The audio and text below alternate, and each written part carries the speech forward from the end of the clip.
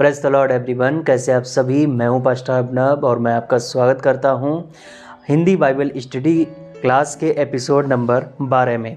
तो हम लोग यीशु मसीह के संबंध में पढ़ चुके हैं और जिसमें से पहला जो पॉइंट था मिस्र देश से भागना, जो मत्ती अध्याय 2 वचन 13 से 15 में था, और हम इस पर जो है डिस्कस कर चुके हैं। लेकिन आज हम पढ़ेंगे बच्चों को घात करना और यीशु को मार डालने का पहला षड्यंत्र, जो हम पढ़ते हैं मत्ती अध्याय 2 वचन 16 से लेकर 18 तक। अपनी अपनी बाइबल को ओपन करके रखेंगे और अपनी बाइबल में हम लोग निकालेंगे मत्ती अध्याय 2 वचन 16, जिसमें ये दिया गया है। जब हेरोदेस ने यह देखा कि जोसियों ने उसके साथ धोखा किया है, तब वह क्रोध से भर गया और लोगों को भेजकर जोसियों द्वारा ठीक ठीक बताए गए समय के अनुसार बैतलहम और उसके आसपास के स्थानों के सब लड़कों को जो 2 वर्ष के या उससे छोटे थे मरवा डाला।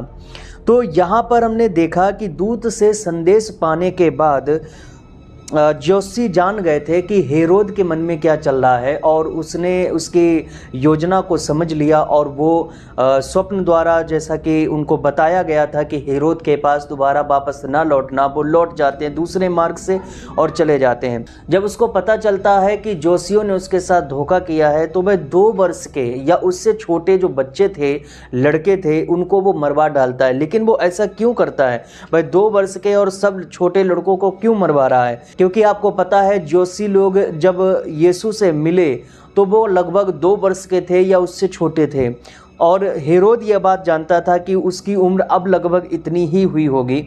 नवजात बालक यीशु का दर्शन केवल और केवल उन चरवाहों ने किया था, उन गडरियों ने किया था, जो उस वक्त रात को अपनी भेड़ें चरा रहे थे, और स्वर्गदूतों ने उनको दर्शन दिया था। और पद 17 से 18 में हम पढ़ते हैं, तब जो वचन यिर्मयाह भविष्यद्वक्ता के द्वारा कहा गया था वह पूरा हुआ।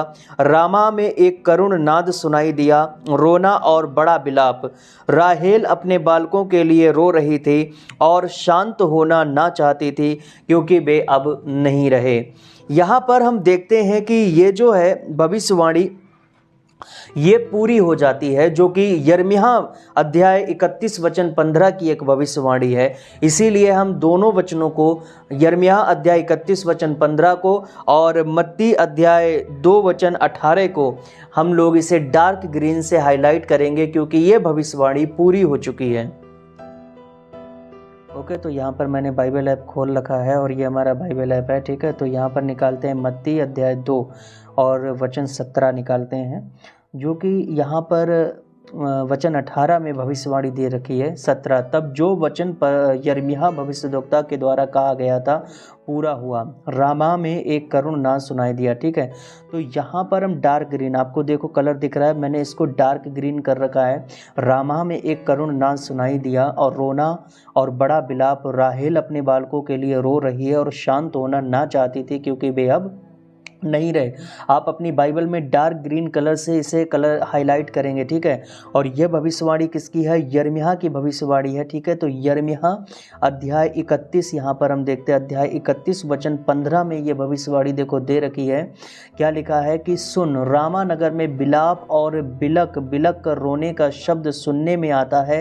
राहेल अपने लड़कों के लिए रो रही है और अपने लड़कों के कारण शांत नहीं होती है, क्योंकि वे अब जाते रहे। इसे हम डार्क ग्रीन कर देते हैं, क्योंकि ये भविष्यवाणी अब कंप्लीट हो चुकी है, ये पूरी हो चुकी है, ठीक है।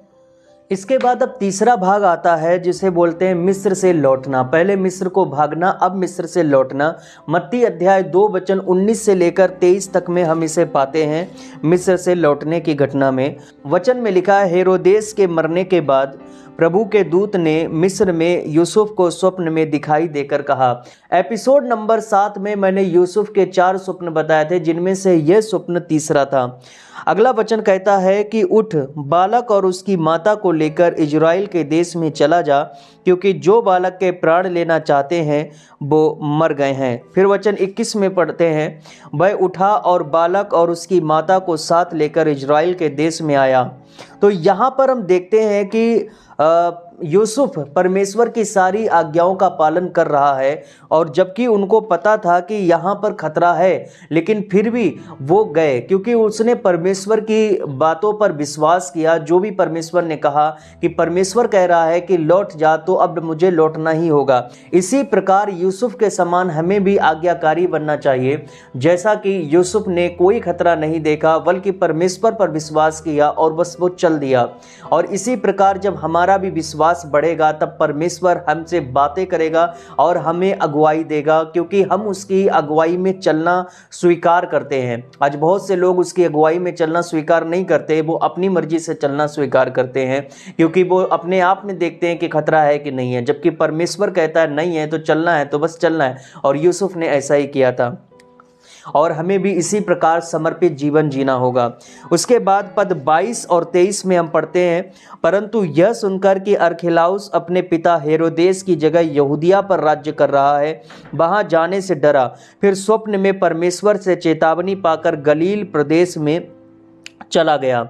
तो यहाँ पर अगला वचन कहता है, और नासरत नामक नगर में जा बसा, ताकि वह वचन पूरा हो जो भविष्यद्वक्ताओं के द्वारा कहा गया था, वह नाजरी कहलाएगा। तो यहाँ पर हम देखते हैं पद 23 में मत्ती में पुराने नियम की 5वीं भविष्यवाणी पूरी हो जाती है, और यह भविष्यवाणी ओल्ड टेस्टामेंट में कहीं पर भी रिटन में नहीं मिलेगा, क्योंकि यह वचन क्या कहता है कि भविष्यद्वक्ताओं के द्वारा कहा गया है। यह सिर्फ कहा गया है, लेकिन ये कभी भी लिखा नहीं गया है, इसीलिए ओल्ड टेस्टामेंट में ये लिखा हुआ नहीं मिलेगा। लेकिन ये पूरा हुआ, इसीलिए हम इसे डार्क ग्रीन करेंगे, और ये रिटन में नहीं है पर कहा गया है, क्योंकि लिखा गया है जो भविष्यद्वक्ताओं के द्वारा कहा गया था वह नाजरी कहलाएगा। ओके, तो फिर हम यहाँ पर अगली भविष्यवाणी जो कि आपको पद 23 में मिलेगी, मत्ती अध्याय 2 वचन 23 में क्या दे रखा है, और नासरत नामक नगर में जा बसा, ताकि वह वचन पूरा हो जो भविष्यद्वक्ताओं द्वारा कहा गया था, वह नाजरी कहलाएगा। इसे डार्क ग्रीन करते हैं क्योंकि ये भविष्यवाणी पूरी हो चुकी है। ओके, तो यहाँ पर चैप्टर 2 फिनिश हो जाता है और चैप्टर नंबर 3 में हम आ जाते हैं, और जिसमें ये जो यूहन्ना बपतिस्मा देने वाले का यहाँ पर शुरू हो जाता है। पर मैं इससे पहले बताना चाहूँगा, चैप्टर 3 से यहाँ पर 6वां विधान स्टार्ट हो जाता है, जिसे बोलते हैं अनुग्रह। इस 6वें विधान का नाम है अनुग्रह। और ये विधान का जो टाइम पीरियड है, ये टाइम पीरियड रहेगा मसीह के पहले आगमन से लेकर दूसरे आगमन तक। यानी कि अभी इस वक्त हम 6वें विधान के अंतर्गत काम कर रहे हैं, चल रहे हैं, जो कि कहलाता है अनुग्रह।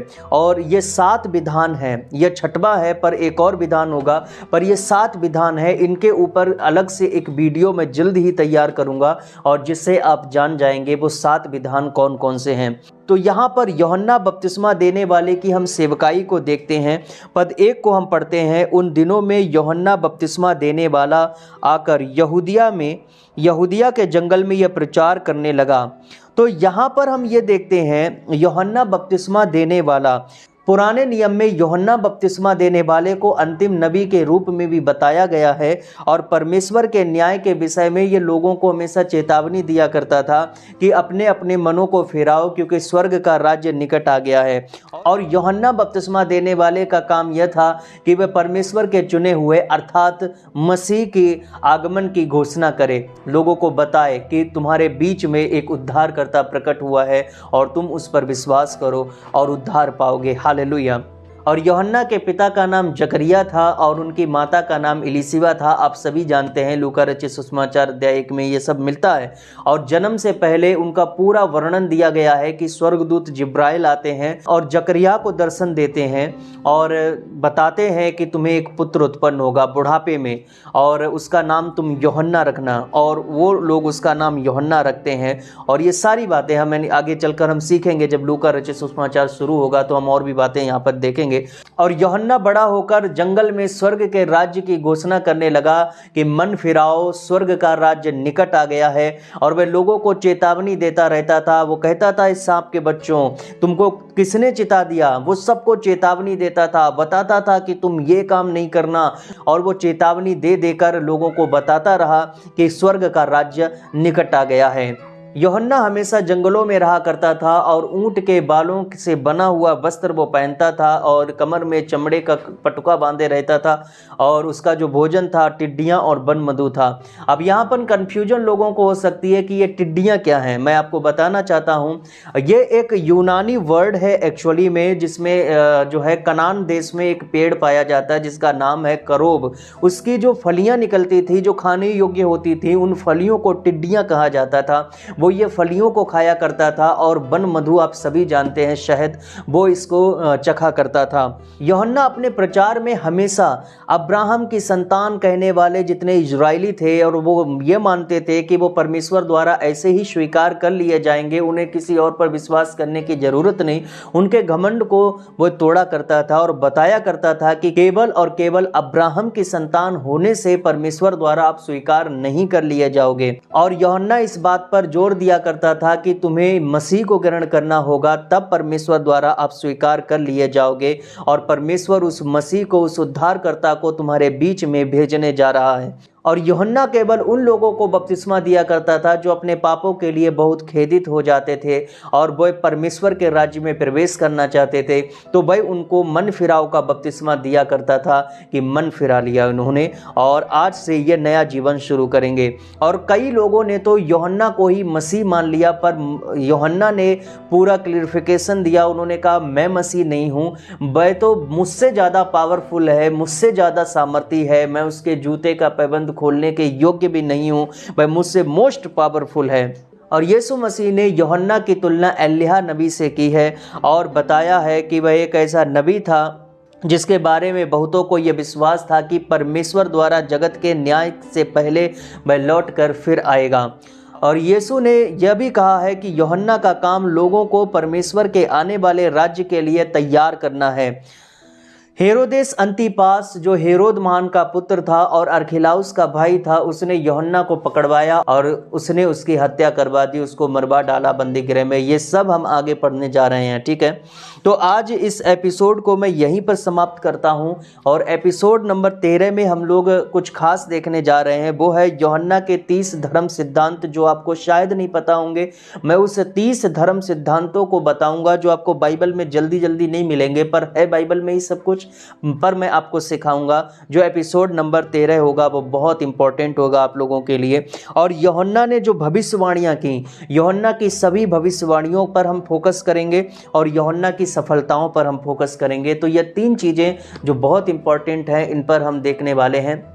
अगर आपको ये वीडियो अच्छी लगी हो और आप मुफ्त में बाइबल स्टडी करना चाहते हैं तो हमारे चैनल को सब्सक्राइब करें और इस वीडियो को लाइक करें और सभी मित्रों के साथ इसे शेयर करें और उन्हें बताएं कि फ्री में बाइबल स्टडी स्टार्ट हो चुकी है और आप फ्री में, मुफ्त में, कोई पैसा नहीं इसका, आप जो है कर सकते हैं। अगर आप नोट्स पाना चाहते हैं तो डिस्क्रिप्शन में इसका लिंक दिया गया है।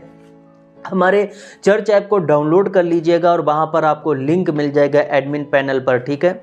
और यदि आप में कोई भी सपोर्ट करना चाहता है, तो आप कुछ बोना चाहते हैं, तो आप अपना जो है कीमती बीज हमें बो सकते हैं। आप हमारी सहायता कर सकते हैं, जैसा कि प्रिंटर्स लेना, क्योंकि आपको पता है ये सब कुछ तैयार करने में जो है टाइम लगता है, तो प्रिंटर वगैरह होना और ये सारी चीज़ों में अगर आप मदद करना चाहते हैं तो आप मदद कर सकते हैं। डिस्क्रिप्शन में आपको जो भी UPI ID और बैंक स्टेटमेंट आपको मिल जाएगा वहाँ पर, तो वहाँ से आप जो है डिटेल्स ले सकते हैं और आप अपना बीज बो सकते हैं। प्रभु की आशीष आपके साथ हो। मिलते हैं फिर एपिसोड नंबर 13 में। God bless all of you.